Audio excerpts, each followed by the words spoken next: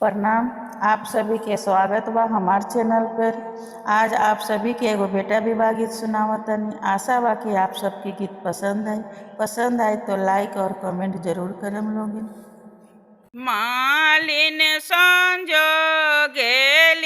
दवना मरुइया भामारा पैसी रसलेस।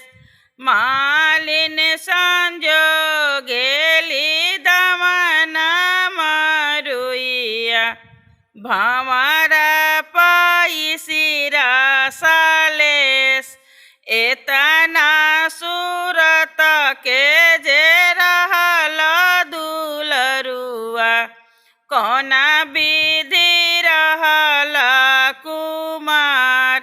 एतना सूरतिया के रहल दुलरुआ कौना विधि रहल कुमार। पापा जे करले दर दरवनिया चाचा जोतले कुरा खेत। भैया जे करले जीरा के लदनिया ओही विधि रहनी कुमार। भैया जे करले जीरा के लदनिया ओही विधि रहनी कुमार। पापा जे छोड़ले दर दरवनिया चाचा छोड़ले जुकुरा खेत। पापा जे छोड़ले दर दरवनिया चाचा छोड़ले कुरा खेत। भैया जे छोड़ले जीरा के लदनिया अब होला हमरो बियाह।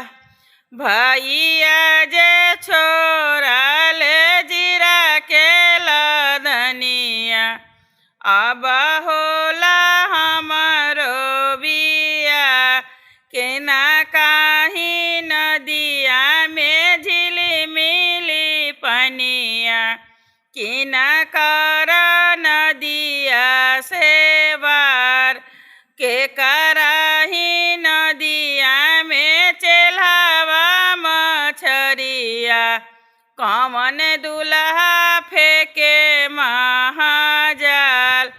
पापा के नदिया में झिलिमिली पनिया ससुर के नदिया से वार।